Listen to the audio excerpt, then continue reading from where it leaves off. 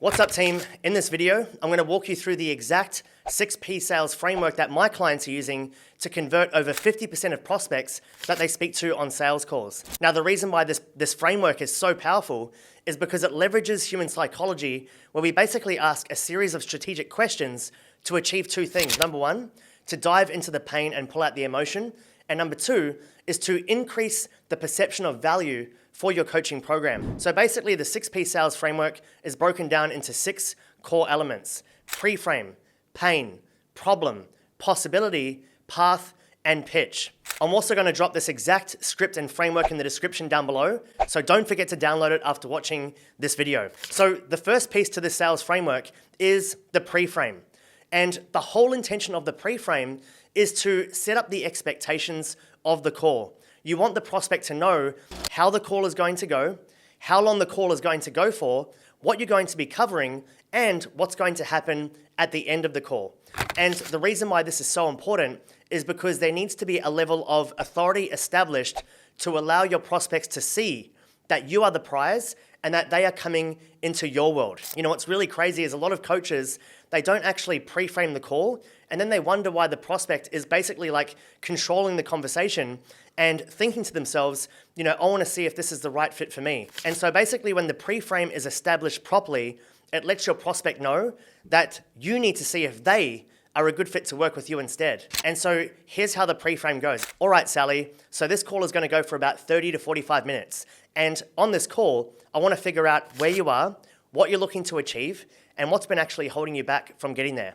And if at the end of the call, you sound like a good fit, then I'll invite you in to work with us and we can discuss the time, the investment, and the energy required to do so. Sound good? Here's the thing.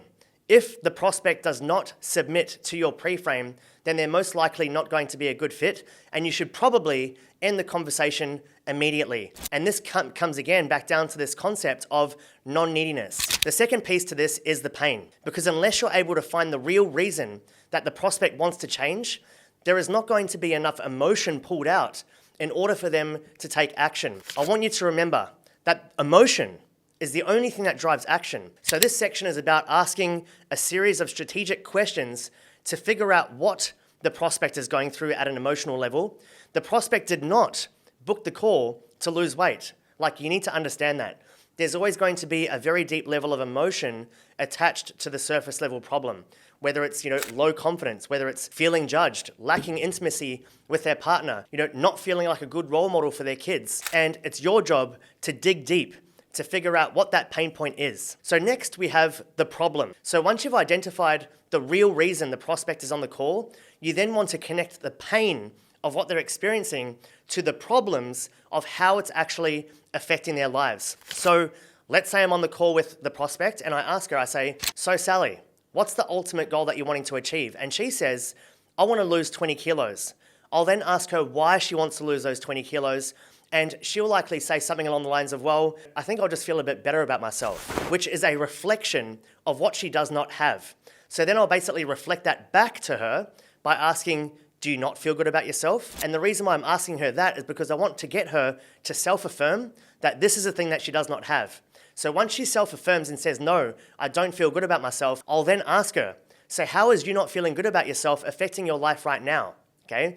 And now she's going to list out all of the areas that this problem is affecting. And let's say she says, well, it's affecting my relationship with my partner. This is the point where you're going to dive deeper and ask, how so specifically? Tell me more about that.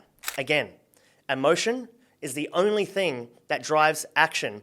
And if the prospect does not buy, then 9 times out of 10, the sale was lost upstream from not actually diving deep enough into the pain and the problem. And before you move to the next piece, you also want to figure out what the prospect has tried in the past to solve this problem. And number 2, you want to figure out why they think they failed in the past. Because we're going to be using those two things as ammunition when it comes to tailoring your offer around exactly what they felt they needed. So the next piece is the possibility. And this is about creating a direct contrast from the pains and problems the prospect told you about, and then painting a clear picture of what life would look like if they solved these problems. So let's say inside of the pain, the prospect told me that they wanted to lose 20 kilos. And the reason why is because they didn't feel confident in their own skin and it's affecting their sex life with their partner.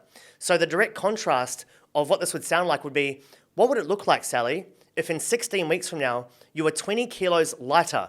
You actually looked at yourself in the mirror and you felt sexy and confident in your own skin, and your sex life with your partner was better than it's ever been before. What would that look like? What this is going to do is the specificity of this is going to get your prospect to paint a clear picture of what their life would look like, as opposed to saying something vague like, hey, what would your life look like if you achieved your goals, right? So the next piece is the path. And if you remember earlier in this video, I spoke about the fact that you needed to ask the prospect what they've tried in the past and why they think they failed.